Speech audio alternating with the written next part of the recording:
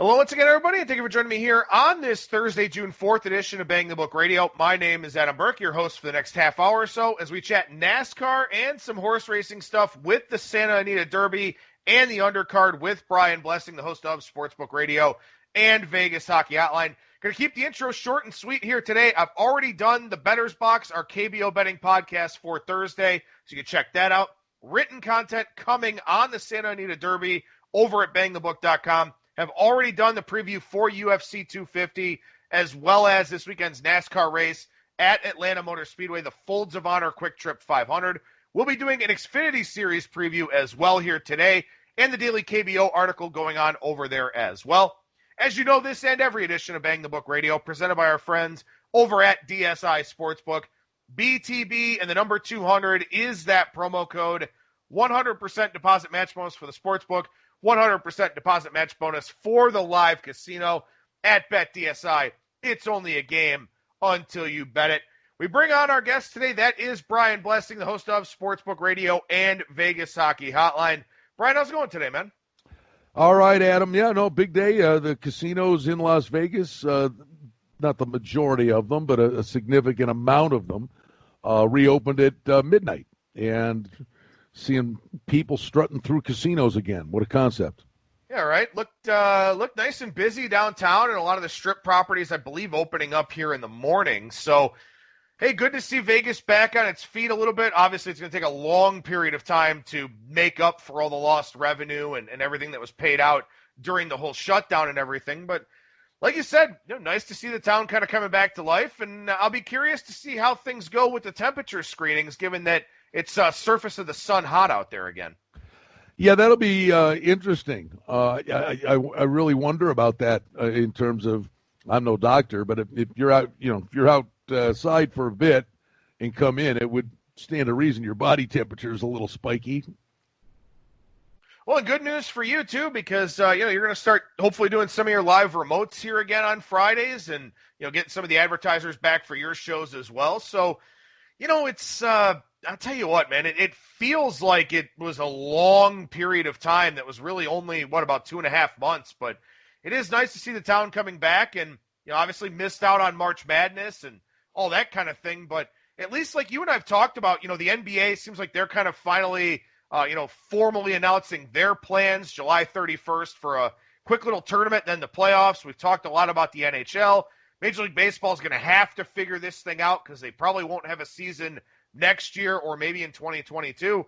At least the last, 4.5, 5 months here of 2020 should be very exciting out there in Sin City. Oh, yeah. I mean, the summer could be insane where usually you're catching your breath before football. We're waiting to see what the deal will be with college football. But the NBA, as you mentioned, their plan, and we've already got series prices up on the hockey. Now, the plans are there. Plans are wonderful. But let's see how this thing all shakes out. And I don't know, kid, you tell me. The next 2 weeks, we'll see. We'll see what this virus does in the next 2 weeks, where a lot of people seem to be have not been social distancing of late. Yeah. How's that for a way? How's that for a way to put it? Yeah, it's a fair question. I know a lot of city mayors are kind of talking about that here lately, kind of wondering how this thing progresses. And I saw an article today. Lately, how are they not talking about it the minute it started? Yeah, I don't know. I know, man. I know. It was funny. I saw something from a St. Louis news source today about how they've yet to find any cases from the Lake of the Ozarks where they had the big Memorial Day parties and, everyone was out there on their boats and everything. So, I don't know. We'll see. Maybe coronavirus has been pushed to the back page of the paper, so to speak. Well, that's happened. Let's just hope that in actuality it's been pushed aside. I guess we'll wait and see here. But I guess one other thing I wanted to ask you about before we dig into this horse racing card and this weekend for NASCAR, the Henderson Silver Knights. Huh? What a creative name they came up with there. Yeah, it was like one of the worst kept secrets. Everybody knew that, but I mean, they made a big deal. They did a presentation.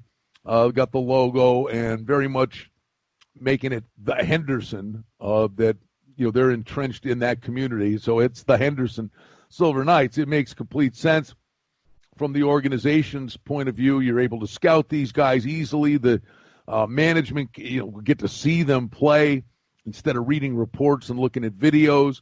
Well, these guys are right here, the dangling carrot, and it's a merchandising home run. They're building the new arena. They're going to start at the Orleans, and it will be affordable for people. A lot of people can't afford to go to the Golden Knights game, so that's the good news. The bad news is that basically half of the AHL, they're not owned. Those teams aren't owned by parent clubs. These are individual guys with some bucks in smaller markets. You tell me, the Hershey Bears, there's no TV deal. If there are no fans at these games, I don't know about the sustainability of the American Hockey League. So the next 3 weeks are, it sounds great today. They're still trying to figure out the NHL and the AHL, the oxygen tank gate receipts. And we're not talking about sports with fans as of today.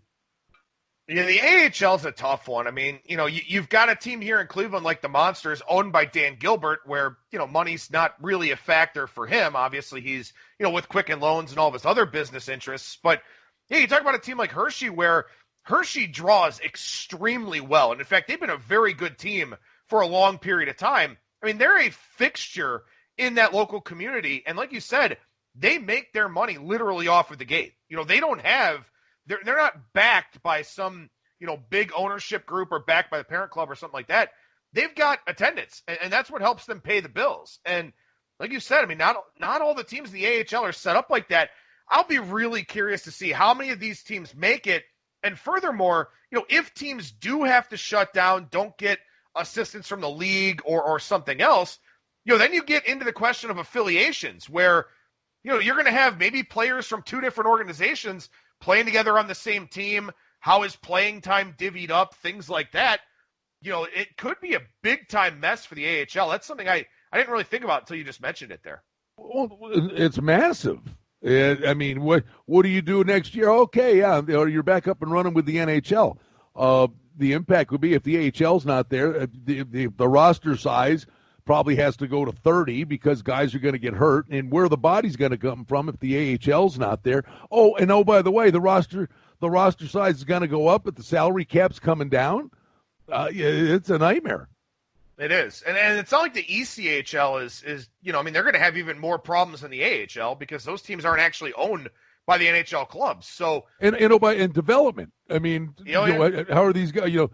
Some kid that 2 years from now develops into a solid third-line NHL winger, you basically could scrap a year and a half of their development, and these guys, their careers go off the tracks. It's the tentacles on every facet of what's going on is just, it's incredible.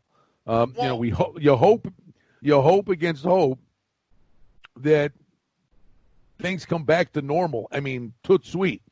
But if they don't, the repercussions are felt, massively down the road. I mean, they're talking about teams will have their prospects just hanging around at team facilities, scrimmaging each other, or they're already talking. Here, they're talking about the 7 teams that aren't in the playoffs this year. If they return, these guys will be off skates for 9 months. They're talking about putting together some deal for the 7 teams that missed the playoffs this year, like one big massive, not a tournament, but, a scrimmage, training camp kind of thing, just so that these guys who have, great careers going, even some individuals on bad teams, but all of a sudden they're off skates for 9 months. What are they going to look like in a year? Yeah, and, it's Major League Baseball, too. They've cut a bunch of the low affiliate teams, the low A, the A-League types of teams. They've released a ton of minor leaguers over the last couple of weeks, guys that weren't going to make it, but they were guys that were filling out rosters and, guys that were giving, these top prospects that start in, high A or rookie ball or something like that, the opportunity to actually play games. So they're cutting a bunch of minor league affiliates out, and that jump from college baseball to Double A is very significant. I mean, this isn't like the NFL or the NBA where you can walk off a college field, go play in the pro game just fine. There's a learning curve to Major League Baseball. NHL, you can walk out of juniors or college and play in the NHL right away, but a lot of guys do go that development AHL route too. it's a mess, man. And I don't know how that gets rectified. I mean, Major League Baseball doesn't pay their minor leaguers, let alone own any of the minor league teams, really. Some teams don't even get any help from the parent club. It's rough, man. It's a tough thing out there. Sports as we know it, and these things were happening already, but obviously, COVID just certainly sped up the process quite a bit. College football, college basketball, guys that this is their big year, to get a payday and get drafted. We'll see. We're hoping. We are definitely hoping, and we're hoping for a better card than how things look on the surface for this weekend at Santa Anita. You've got the Santa Anita Derby. You've got the Santa Anita Oaks. You've got the Hollywood Gold Cup. You got quite a few prestigious horse races that don't really have prestigious fields. And we kind of mentioned this a couple of weeks ago when we got the date for the Belmont being June 20th. We kind of said, well, that kind of takes away from the Santa Anita Derby because maybe some of the Baffert horses would have been pointed towards the Derby to later run in, the Wood Memorial or the Bluegrass or something else over the summer. Then they say the Belmont's going to go off in June at a shorter distance. And it kind of took away from some of the luster, I guess, of the Santa Anita Derby. The Belmont's part of it in the way they revamped the Triple Crown. But I think a large part of it was the field size is a joke. I mean, this card's usually when you get the Santa Anita Derby or a big race, the undercard is amazing. The undercard's a disaster. These three races are, two horses have to fall down to lose. One race, maybe there's two horses can lock horns here. But I think the broader picture is that a lot of the established trainers, they've hit the bricks. They went to Churchill. They went to New York. I think they're the real uncertainty in California. Where this got shut down. Yes, it's back, but at some point, a lot of the trainers said, "What do we do? We're waiting for word. We ain't getting word. Give me some word." Got no word. They bolted. Some of the high-profile trainers in California went to Oak Lawn and then right over to Churchill Downs. Many of them now put up sticks in New York at Belmont. So it's horse population. Horse racing, I'm telling you where it begins and ends. And this is the definition of it.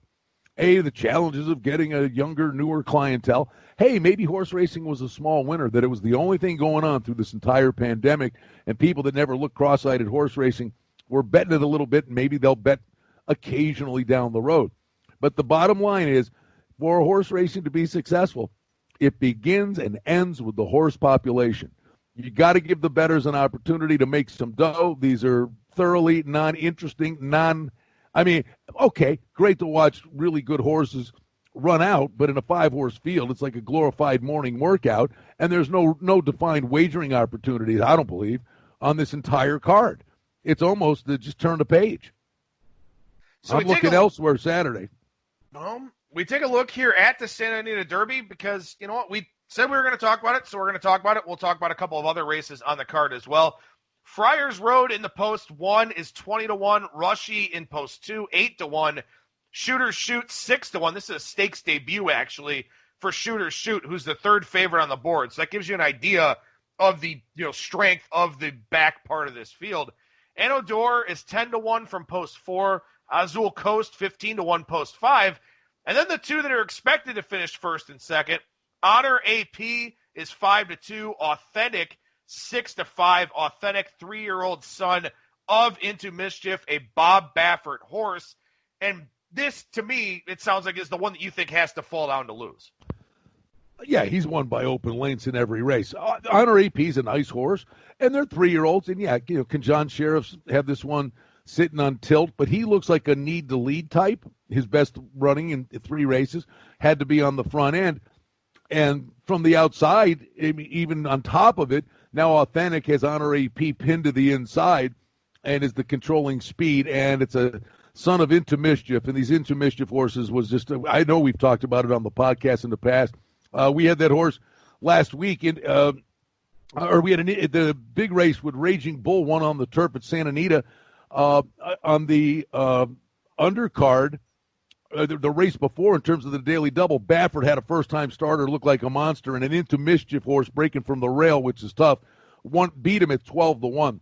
So watch for Into Mischief horses, the sire Into Mischief. So, Authentic's just a monster, I believe. Honor AP.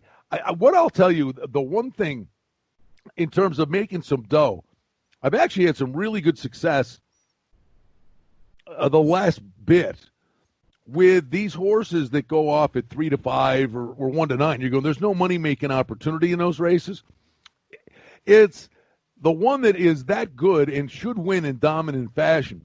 Generally, he discourages the other horses he's competing and contending with. So when that horse kicks in and starts to run away, the other horses in the lane get dispirited.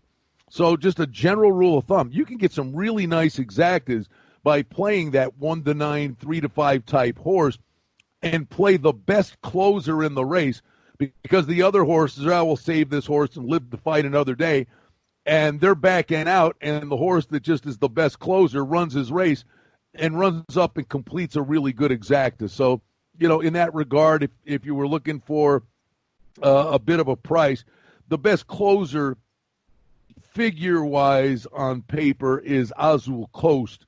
But I think the one, Anu Dor, what ran in the Arkansas Derby, and that was a horse I know that I'd included. The one thing I will tell you, I love the jockey change there coming to California. Victor Espinosa is a money rider, so I'd probably go Authentic with Anu Dor second. Yeah, Anu Dor, a phenomenal run in the Breeders' Cup Juvenile last year in November on this track at Santa Anita. Hasn't really done much since. And a really bad run in the Risen Star with Joel Rosario.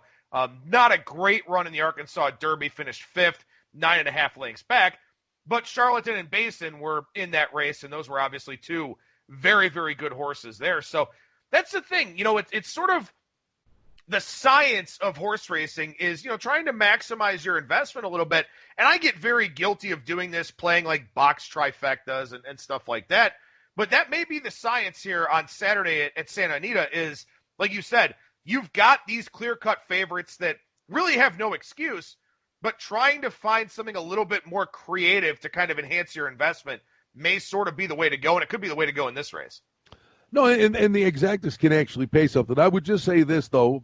Anu Dor is kind of the definition of what we're talking about when we talk about the difference between a 2-year-old and a 3-year-old and the new structure they have for points instead of money. Points get you into the Kentucky Derby is so much better than what it used to be, where the horse would win the Delta jackpot as a 2-year-old, $1 million race, and automatically get one of the gates in the Kentucky Derby. And then the horse turns out to be a glorified outrider pony by the time it's a 3-year-old. And Anu Dor, as a 2-year-old, monster maiden win, just missed in the Breeders' Cup Juvenile, just missed in the Grade 2 Los Al Futurity, and then the 2 races as a 3-year-old, the horse has run up the track twice. So that's the difference. A horse can be completely different night and day from 2 to 3. One more thing I want to ask you about with this race, just sort of maybe a technical handicapping element that we can do in general, because again, this field's not great. But you look at Flavian Pratt, the jockey who's going to be riding Rushy, who's in the 2 post here. And as I said, Rushy 8-1 here in this race. Previously for Mike McCarthy, he was riding Friars Road, who's making his stakes debut here from the 1 post. Instead, it's Giovanni Franco. So Flavian Pratt, same trainer, changes horses. Is that kind of a sign to you? Does that kind of signal anything for you? Well, in large part, that's part of the daily Rubik's Cube is we talk about the trainers and we talk about the jockeys. The most important guy on the track and when you're handicapping, who's the jockey agent? Because the jockey agent is the guy that puts his jock where he thinks his guy has the best chance to win. Now, that's not always the case, because the bottom line is you could get a quality jockey who wants to be on another horse in a certain race, but he's going to stick to the trainer that's his meal ticket on a 365-day basis every year. He's going to go, I got this one opportunity, but I don't want to tick off this trainer because I'm going to get on a dozen great horses for him down the road. If I don't ride his horse today, he gets mad at me. I lose the mount on 11 other horses. So it's not always as black and white as you think it is. Last thing here, layoffs. You look at Authentic. Authentic hasn't raced since March 7th. Honor AP, same thing. Both of them going off in the San Felipe Stakes, which Authentic did win. Honor AP was second. You've got other horses here like Rushy, like Friars Road, that just ran May 2nd. They've run twice since March 7th. They run March 14th and May 2nd. What does that matter to you? What does the layoff mean from a handicapping standpoint? It could be, there's a lot of ways to go. You got to look at the works. Works matter, how the trainers got the horse tuned up. And so you start with what you're looking at in the morning.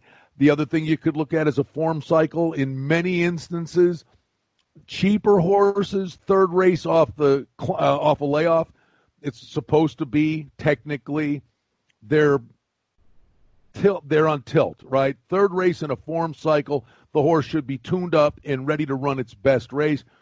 When you're talking high-quality horses like this, it's all about soundness and fitness.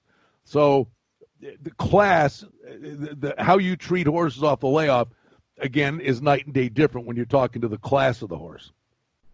All right, so we cycle back from race 8, which is the Santa Anita Derby, to race 5, the Santa Anita Oaks, a grade 2 race here for 3-year-old fillies, $200,000 purse, 1 1/16 mile for this one. And Swiss Skydiver is there are a couple of interesting horses in this race. Swiss Skydiver should win this race, has won her last 2 races, the Gulfstream Park Oaks and the Fantasy Stakes, winning those at, 9-1 and 16-1.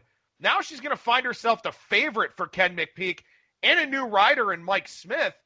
Is this a horse that, maybe the price is just going to be a little bit too inflated? Oh, no, this horse is going to take a truckload of dough. Now, a repeat of the last race in the Grade 3 Fantasy at Oaklawn is probably good enough to get it done here. If you're looking for, again, there's a 3-year-old filly. These horses can change overnight. This may be the more competitive race of the 3. And, I like Swiss Skydiver. The one thing you've got to be, what I like is the versatility of speed and the ability to rate or to come from off the pace. I like that versatility.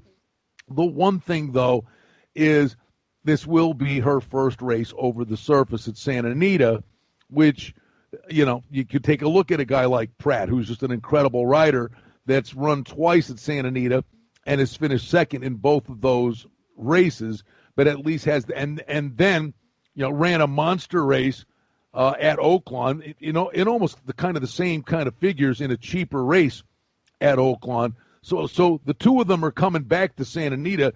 The difference for speech that could be the difference maker is the fact that she's had a couple of races over the surface. But beyond that, it's to me, it's these two. Only a 5-horse field here. One of them is Merneath, I believe it's pronounced, for Bob Baffert with Drayden Van Dyke in the mount there. He rode actually this horse's first race, finished second, 1 length off the win there at Santa Anita. But this is a daughter of American Pharoah. And obviously when you see American Pharoah in the bloodline, people are going to get really, really excited. We talked about Into Mischief early and how a lot of 3-year-olds tend to be doing really well for Into Mischief. Do you feel like people may overvalue American Pharoah, children because of the name? We don't have a whole lot of a data set of American Pharoah horses running in these races here because obviously American Pharoah not that far removed from winning the Triple Crown. So do you feel like seeing that may overvalue some of those horses, or should we trust that what American Pharoah did as a runner will translate, for being a sire? Yeah, the one thing is you're right about they get wowed when they see that. I would say this to you. There are some American Pharoah horses that are monsters, but I would say to you horses sired by Into Mischief, to me, are far more consistent, where they just run all the time. Some American Pharoahs are monsters. Some are still figuring it out. I get excited when I see Into Mischief way more than I see American Pharoah on a piece of paper. Should we pay more attention to the dam, the mother? How much does that factor in for you? Oh, because big they don't time. run. They don't run the highest profile races. Well, big so they're time. less known. And I should. The one dam. Well, but the problem is a sire can sit there and spit out, 100 horses a year. And the dam's doing one, right? I mean, there's the difference. And there was a dam. Boy, I probably could look it up. It was like the dam had two of three babies ended up winning the Belmont. So the dam and a runner. But yes, the dams. But there's so few horses they produce is the big difference. And honestly, the amount of work and the digging it takes to find out about the dam is pretty daunting. One more race to talk about here for the Santa Anita card. The Hollywood Gold Cup Stakes, Grade 1 race here, 3 years old and up, $300,000 purse, 1.25 mile here. And this is one where we've got a lot of data points. We've got a lot of races here for the horses in the field. Obviously, a lot of them have pretty good bloodlines as well, as you would expect. But I know you've got some thoughts here on race 10, which, again, a small 6-horse field. Yeah, an interesting one is Parsimony on the Rail, and this horse won the Curlin Stakes over in Dubai. Generally speaking, these horses come back from Dubai, and it takes them a long time to recover. But Doug O'Neill can be sneaky sometimes. So there's, and the connections stick out like a sore thumb. It's Doug O'Neill and Redham Racing, and they had Triple Crown success, and Gutierrez has been two riders. So that's a sneaky one to watch that you might get a good price on. But generally, I pass on horses like that. But to me, it's mid-court. John Sheriffs is the trainer, and this horse, 3 of the last 4 races, with coming off a shelf at a short break, March 7th. But 3 of the last 4 races with buyer figures that exceed the century mark, which is pretty impressive. And I think is the controlling speed in the race, and I think we'll take some beating here. Now, if there's a speed duel, the overlaid price you might get, and maybe it comes down because of who's in the irons, but if there is a speed duel, watch out for Higher Power. This one can, I think, stage a big run from off the pace. This is a race that's featuring a lot of tactical speed, and I think Pratt's such a smart rider. I think he sits back here and hopes for a speed duel, and that could be the one that gives you a bit of a price. But again, the price will be deflated just because of the field size. Yeah, I think this one's interesting, especially because you got 1.25 miles, and there aren't a lot of horse races that go 1.25 miles. And obviously, we've told that story before about when I had the pick 5 at Oaklawn and got that 1 3/4 mile race. It was just an endurance race, and didn't wind up cashing that pick 5. But 1.25 miles, obviously, it's not as outlandish as 1 3/4. But you look at a lot of these horses, and it's 1 1/8 miles, 1 1/16 miles, stuff like that. Now, these horses are all older. I believe all of them are 4 or 5 years old here, so they've done the distance. But still, I mean, you start looking at a different style of runner, right? You start looking more towards the closers the longer the race goes. The really long races, and you're thinking, it's that long stretch. The longer the races, it's almost reversed. The longer the races, speed tends to hold up. I mean, because the pace doesn't ensue, because even the horses that want to go to the front, they're going to the front, but know they have to go so far that they're trying to slow it down up front. So it's funny. It's more speedballs and stalkers to the point that they're sitting right behind the pace setter. And generally speaking, the pace in these long races doesn't set it up for the closer that's coming from far back. Interesting. That's definitely not the way I would think about it. Like I said, I would kind of think about it the other way. So I'm glad that you mentioned that and kind of set me straight a little bit there. And I'll write up a preview for the Santa Anita Derby over at BangTheBook.com. I'll write up some thoughts on the other races as well, like this Gold Cup race, like the Santa Anita Oaks. You've got a very, very, very expensive Bob Baffert horse, I believe in the 6th race, Cezanne or Cezanne, however it's pronounced. Very expensive horse there, a son of Curlin. That will be a horse that gets a lot of run, one that you may want to watch down the line here, running 6.5 furlongs here for the first time this weekend. But I'll write up a lot of that stuff over at BangTheBook.com. And something else over at the website right now, preview of the Folds of Honor QuikTrip 500 down at Atlanta Motor Speedway. First time outside of the Carolinas here, aside from that Bristol race that we had over the weekend. And that Bristol race, man, short track, we figured things would be a little bit chaotic, and sort of played out that way with Elliott and Logano coming together there with 3 laps to go. The racing in NASCAR, good for them. I mean, these races have been spectacular. No fans, but they've done their job, provided entertainment, something for us to bet on. And in this particular race, boy, I hate to be a chalk eater, but I will tell you, at the Atlanta Motor Speedway, of late, it's been a 2-horse race. Brad Keselowski, has a couple of wins here of late, and he'd be the first one to tell you that good fortune was a big part of both of those wins. But he's also had some really good success at Atlanta Motor Speedway. So, he should be in the hunt. But I'd just say to you that last year, this race, Keselowski was the winner. And let me just double check. Kevin Harvick was 4th. The year prior to that, Kevin Harvick was the winner. The year before that, Keselowski was the winner. Are you catching a trend here? You know who actually's run well here, had a couple of wins, and he's kind of fallen off the map in terms of getting in the winner's circle. But Jimmy Johnson won back-to-back years in 2015, 2016. His car is actually really good this year, and he's been a contender. I think there's a price play opportunity with Jimmy Johnson this week. But to me, the race is all about Kevin Harvick, because it just seems on a weekly basis he's got a car that's a rocket sled. That's the thing. A lot of drivers have had speed this year across all 3 manufacturers, as we've talked about. I mean, Chevy's shown great speed. Chase Elliott's been a factor in every race he's been in. Alex Bowman's got a couple of wins already. Even a guy like Kurt Busch has been quite a factor, and Kurt Busch has been pretty damn good at Atlanta as well. He's had a few top 5s here recently. He's in that 13.5, 14-1 range. Clint Boyer is a number that's really come down here. He's with Ford, but that's come down from, that was up in the 45 range early in the week, down to 20-1 now. So if you were able to take advantage of that one, that was a good price play to grab. But, man, I'll tell you what, we're back on a 1.5-mile track here, and he hasn't had the best of cars. He hasn't been talked about at all. I've got a sneaking suspicion that Martin Truex Jr. is up around the front of the pack here this weekend. So maybe not to win, but again, obviously you've got all those different group matchups available.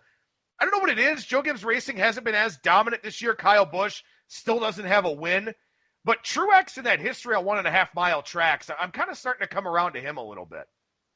Yeah, he's contending and he's running up there. It just seems like he's a cylinder off or something. He's there, but he just doesn't seem to be one of the dominant cars, and he's had calamities and stuff like that goes in streaks. The one guy, we really can't talk about any race right now without saying, and I was saying this at the beginning of the year, and it may very well be this year. I would make a play. I think it could be this year. There's not a doubt in my mind. In subsequent years, he could win in consecutive years. Chase Elliott, I think, can win the championship.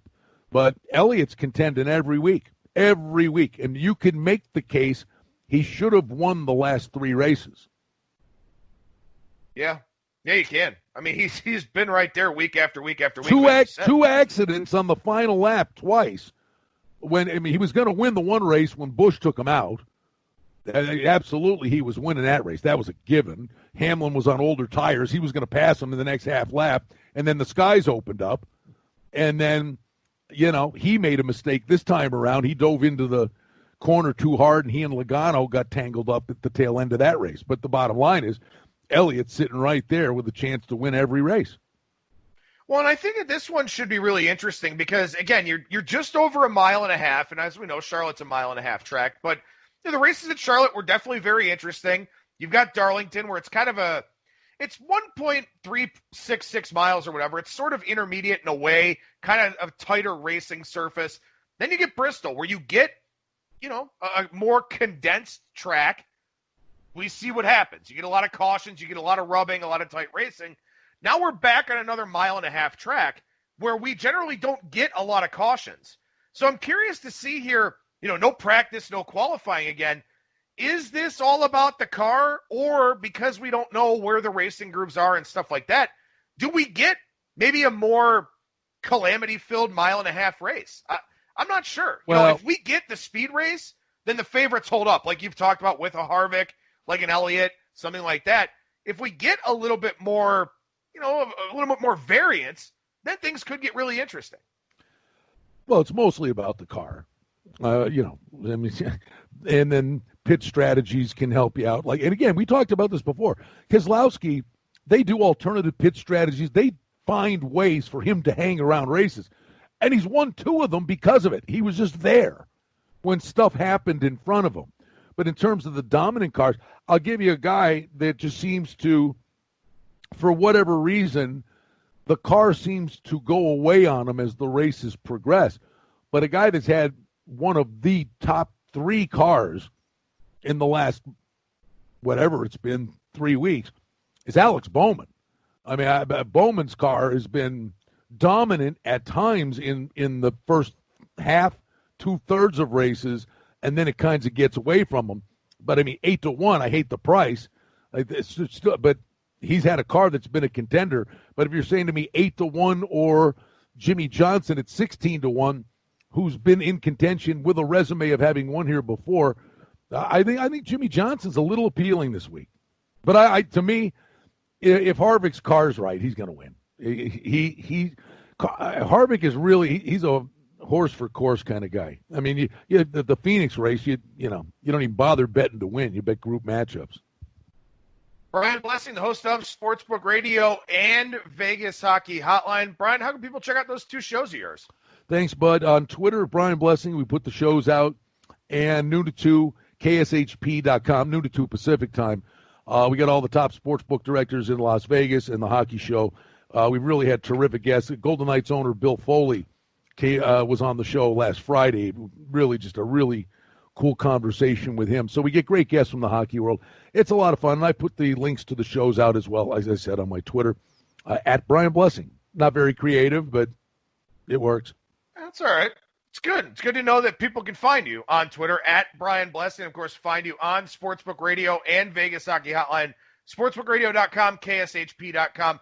Always a pleasure, Brian. Thank you so much for joining me, especially with the schedule switch here. Thank you so much for that. And we'll talk to you again next week. All right, pal. Always fun, Adam. Have a good day. There you go. There's Brian Blessing. Once again, at Brian Blessing on Twitter, sportsbookradio.com, KSHP.com for his 2 shows. Coming up on our Monday edition of the Bettor's Box, I'll chat more about the KBO. That'll do it for me. Thank you so much for listening, everybody, and I will talk to you again on Monday.